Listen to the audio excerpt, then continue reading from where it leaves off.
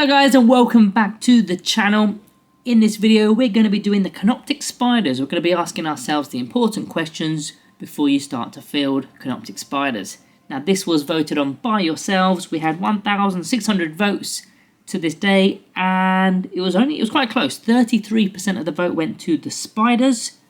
So that's what we're going to be doing today. In fact, I should plug this now. The next poll is live by the time this video comes out. There will be the Transcendent Catan, the Annihilation Barge, Fitting Destroyers, and the last one is Ghost Arcs. So get your votes in now. That is live, and the winner of that poll will be done in the next Important Questions video. Also, one more plug before we get into this. A few weeks ago, I did ask you guys to subscribe if you haven't already, and yeah, there was a massive leap. Thank you very much if you did subscribe. If you haven't yet to do so, please do so down below.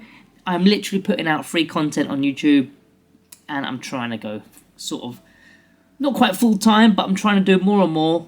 And yeah, it really does help massively. So thank you in advance if you are doing that now.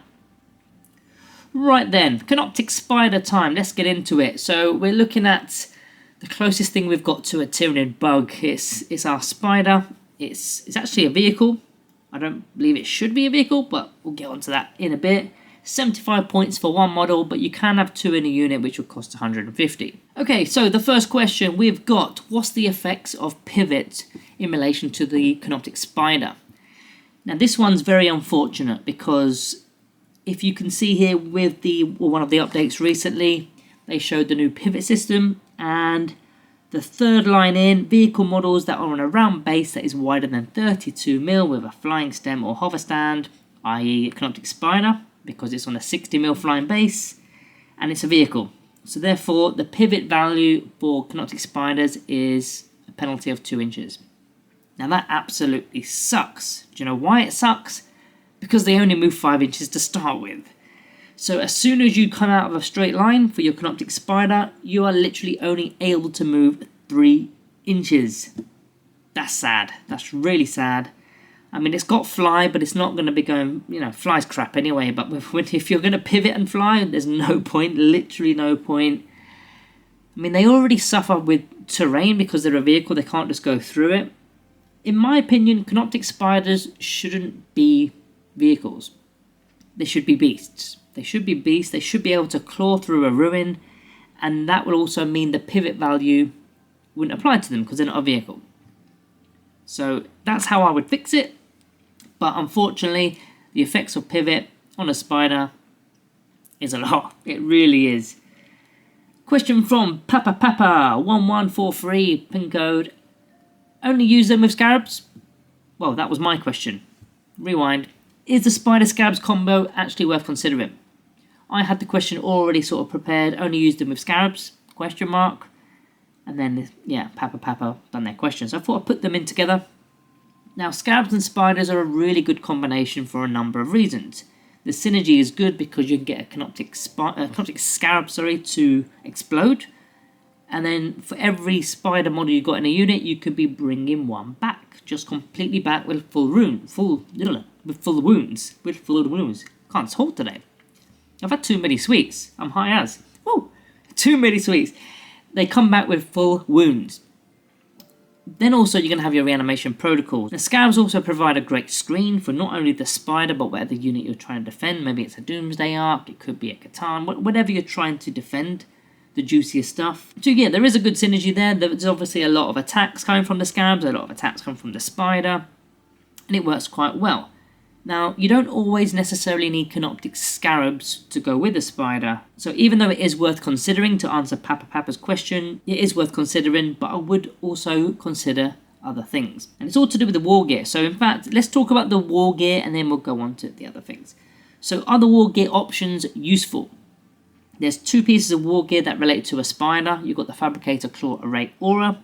So friendly Necron vehicles within 6 inches get a 6+ for a no pain save. I mean, that's going to be very good for, well, your big investment vehicles. Your Silent King is a vehicle, which is a lot of points. Your Tesseract Bolt is a big investment in terms of points.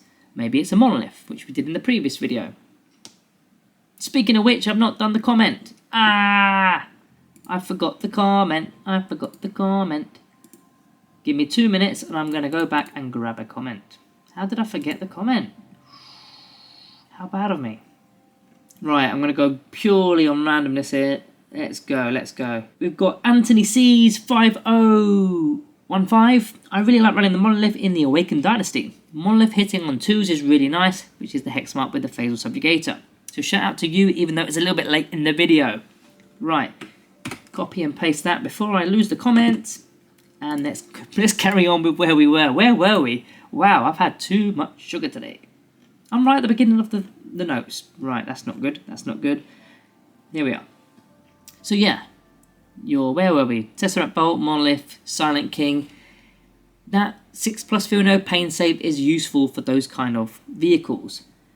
I mean, if you think about it, it's a 1 in 6 chance to shrug off a single point of damage.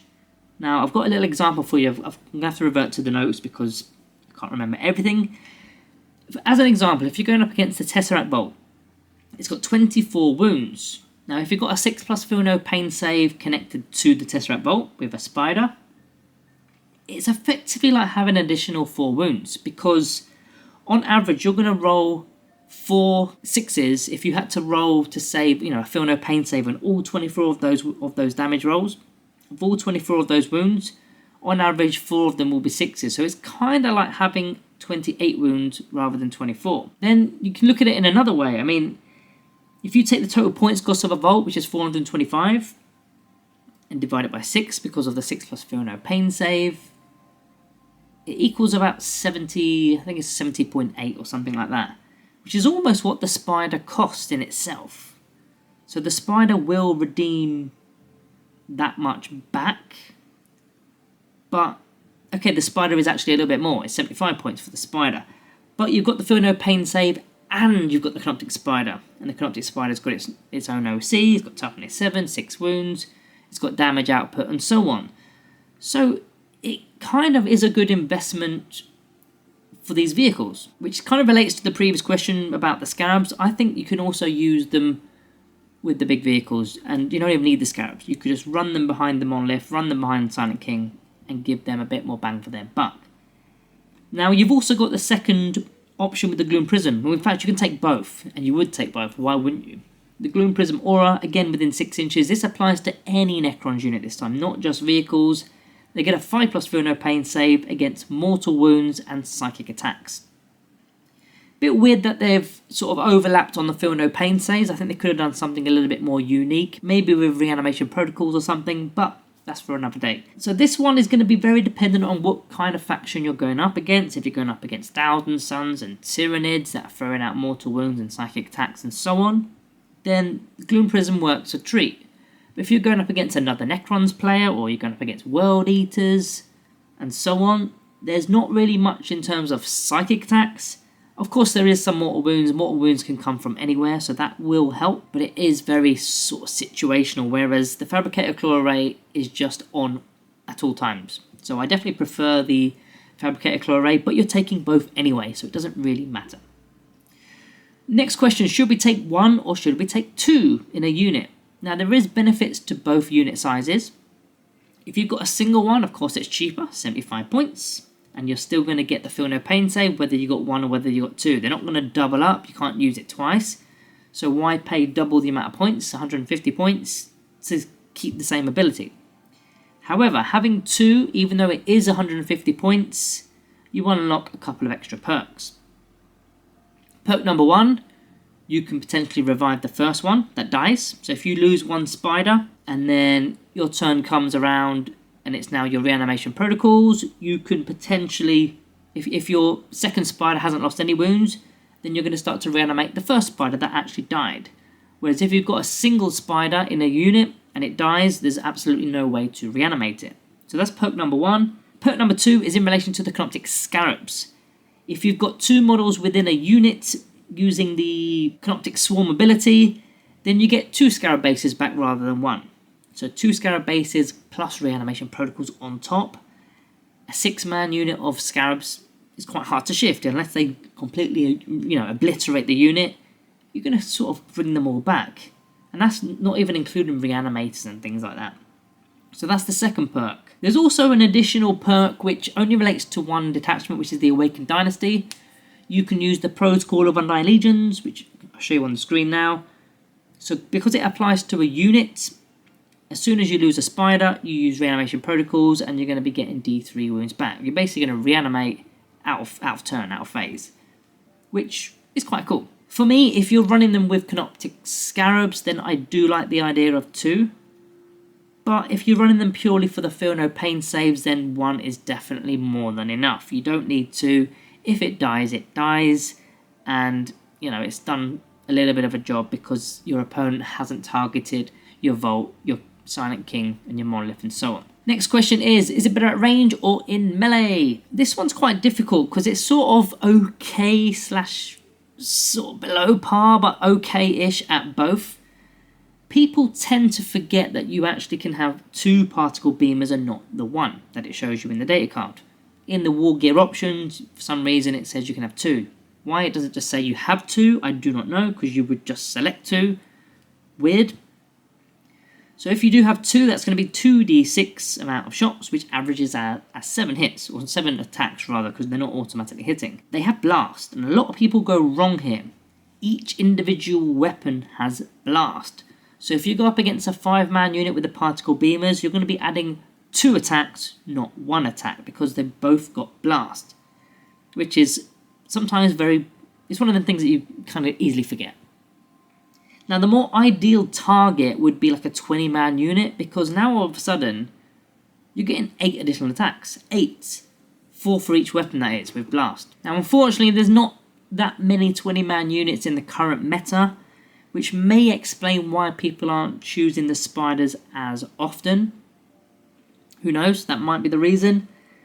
Then, of course, alongside that pivot system, which we spoke about in the first question, they're pretty slow. Going back to the ranged weapon, though, there's no AP, which kind of sucks, especially when there's a lot of cover on the board. So those 5+ armor saves that go to a 4+, that really stings.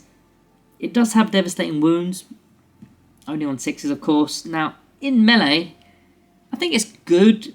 5 strength 8 attacks is nice, but you're hitting naturally on a 4+. Which is a problem. You're not hitting on 3s like you are with the beamers. So this is only really reliable in the Canoptek Court because you get to re-roll stuff. If you're not in the Canoptek Court, then out of your 5 attacks, you are literally missing half of them right off the bat. So 2.5 of them, whether it's 2, whether it's 3 on average, you're not going to hit with. And then you've got to still wound and get through the save. So really, you're not doing a lot of damage in melee.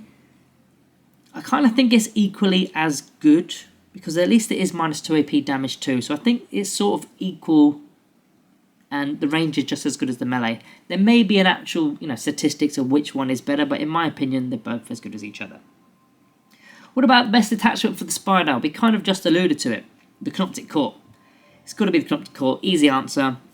You've got 2 phases, the shooting phase and the fight phase, where you're going to get to re-roll either 1s or re-roll all your hit rolls because of a power matrix that could be unlocked. If you're alongside your Canoptek Scarabs, that's going to be a lot of re-rolls for their lethal hits. I know we're not talking about Scarabs completely in this video, but the synergy is all there.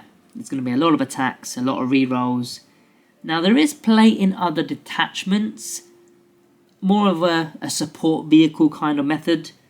Maybe the Obeisance Phalanx, you're tucking in a Spider behind the Silent King. Maybe it's in the Hypercrypt Legion and you're tagging alongside a Necron's Monolith. Or we mentioned earlier with the Awakened Dynasty, maybe you're taking full advantage of the Undying Legion stratagem. So there's 3 ways of using it.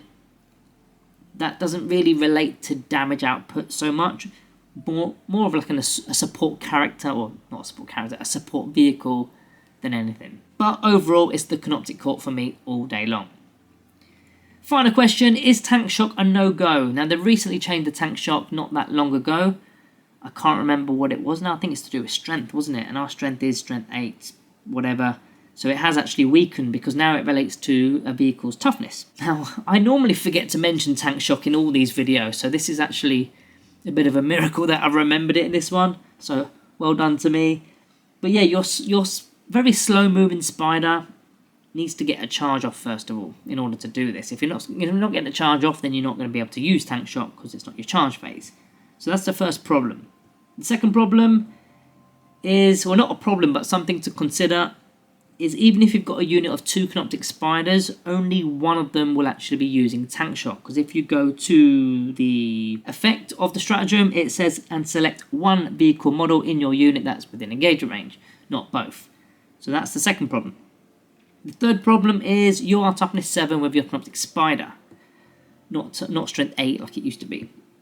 And then you used to get more dice for being stronger as well. But now we're just purely on toughness, and we are toughness 7. So you're going to get 7 dice, and you're going to roll for 5+ rolls to score mortal wounds. Now, if you had 6 dice, on average 2 of those would be 5+ rolls. But you've got 7 dice, so you probably got a chance. Well, you got a 1 in 3 chance of scoring a third, I suppose, as an average. But you should be getting 2 on an average, of course. Now, considering you've just made the charge, so that means you're likely going to be fighting first, I don't think it's worth it. And there may be those little situations where it could be worth it, but your claws are damaged too, and it might be better just to do a reroll, like a CP reroll. I mean, you could do both, I suppose, tank shock and a CP reroll to make a wound roll, but I think you're better off saving tank shock for your bigger toughness values of your monoliths, so toughness 13 and so on, toughness 12 in your Vault, Silent King, toughness 10 and so on. Not so much for toughness 7, you're just limiting the amount of dice you're going to get with a 5+ roll. So guys, that is the end of the Canoptek Spyders video. Make sure you are subscribed if you are new or just haven't subscribed. And make sure you're involved in that poll that is now live.